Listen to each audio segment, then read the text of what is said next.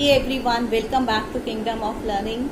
If you are girl candidates and you are really getting scared of CUET, means आपको लग रहा है कि CUET में पता नहीं क्या रैंक आएगा, क्या डिफिकल्टी लेवल होगा, क्या आप उसमें अच्छे मार्क्स स्कोर कर पाएंगे या फिर दिल्ली यूनिवर्सिटी में आपका एडमिशन हो भी पाएगा या नहीं.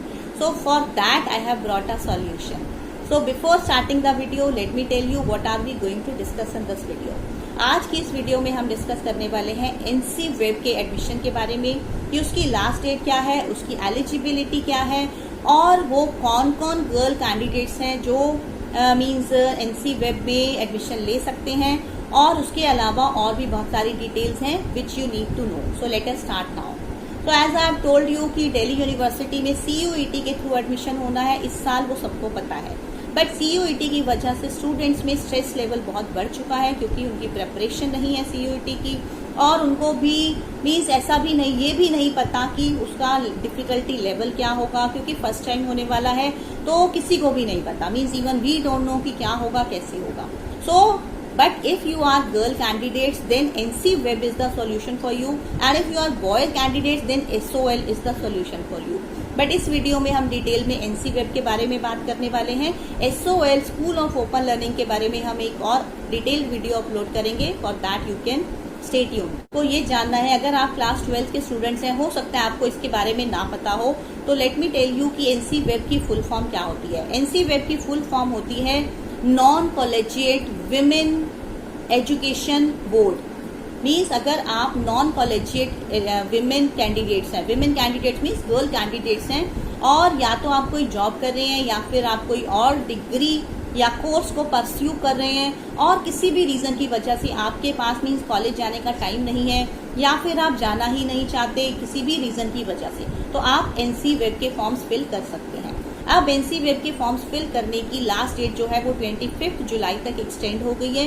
तो आपके पास एक बहुत बड़ी अपॉर्चुनिटी है, गोल्डन अपॉर्चुनिटी है rather I would say. So you should fill the forms.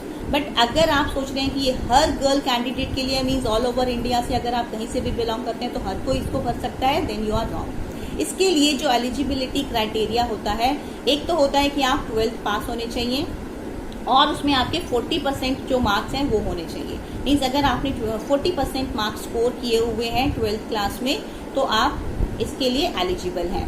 और इसका एडमिशन जो है वो मीन्स CUET के बेसिस पर तो नहीं होना, as I already told you. तो इसका एडमिशन जो है वो आपका मेरिट बेसिस पर होगा. Means merit basis means cut offs के बेसिस पर. मीन्स आप फॉर्म्स फिल करेंगे, फिर एक मेरिट बनेगी हर कॉलेज की. और एक्चुअली कॉलेजेस का इसमें कुछ नहीं है क्योंकि ये कॉरेस्पॉन्डेंस कोर्स होता है. इसकी सैटरडे संडे को वीकेंड्स पे क्लासेस लगती हैं. आपको कोई ना कोई कॉलेज अलॉट हो जाता है और मोस्टली इवनिंग में या सैटरडे संडे आपकी क्लासेस उसमें लगती हैं, तो आपको उसमें जाना होता है.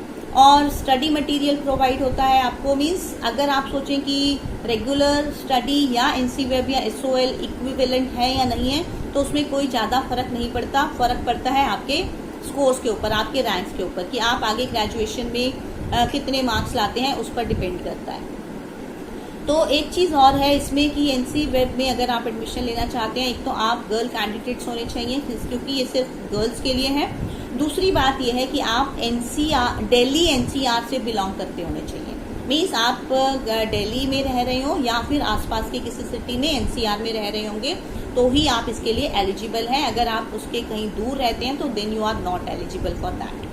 अनदर थिंग इज कि इसमें हर कोर्स अवेलेबल नहीं होता. मीन्स अगर आप सोचें कि हमें BSc करनी है तो हम NC Web में फॉर्म्स फिल करते हैं तो then this course is not for you, क्योंकि इसमें सिर्फ आपका जो होता है वो BA प्रोग्राम और BSc कोर्सेज के लिए ही एडमिशन्स अवेलेबल होते हैं. मीन्स अगर आप BA प्रोग्राम या BCom करना चाहते हैं तो आप इसमें फॉर्म्स फिल कर सकते हैं. तो अब आपके माइंड में ये क्वेश्चन आ रहा होगा कि क्या सबको ये फॉर्म्स फिल करने चाहिए, सारे गर्ल कैंडिडेट जो भी एलिजिबल हैं उनको ये फॉर्म्स फिल कर देने चाहिए.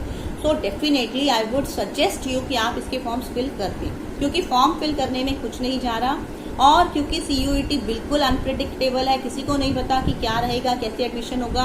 तो बाय चांस अगर आपको आपका मीन्स मनपसंद कॉलेज नहीं भी मिलता CUET के स्कोर्स के बेसिस पर, तो एटलीस्ट अगर आपका यहाँ पर कट ऑफ्स में नाम आ जाता है NC Web में तो you can start any course.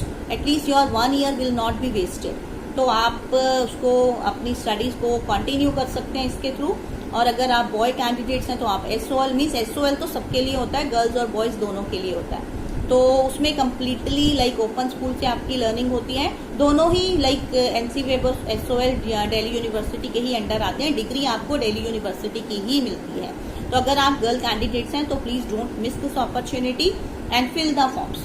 और एक चीज और है इसमें, अगर आप बाद में सपोज आपका CUET भी अच्छा हो जाता है, उसके थ्रू आपको किसी अच्छे कॉलेज में एडमिशन मिल जाता है, तो आप इस एडमिशन को कैंसिल कर सकते हैं, आपके वो मनी जो है वो रिफंड हो जाता है।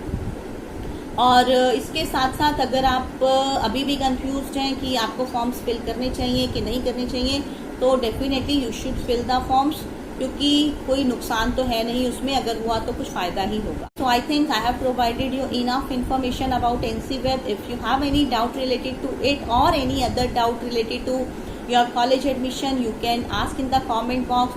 If you are preparing for CUET, please start watching the videos which I have uploaded in the playlist grammar for competitive exams. They will be really helpful to all of you.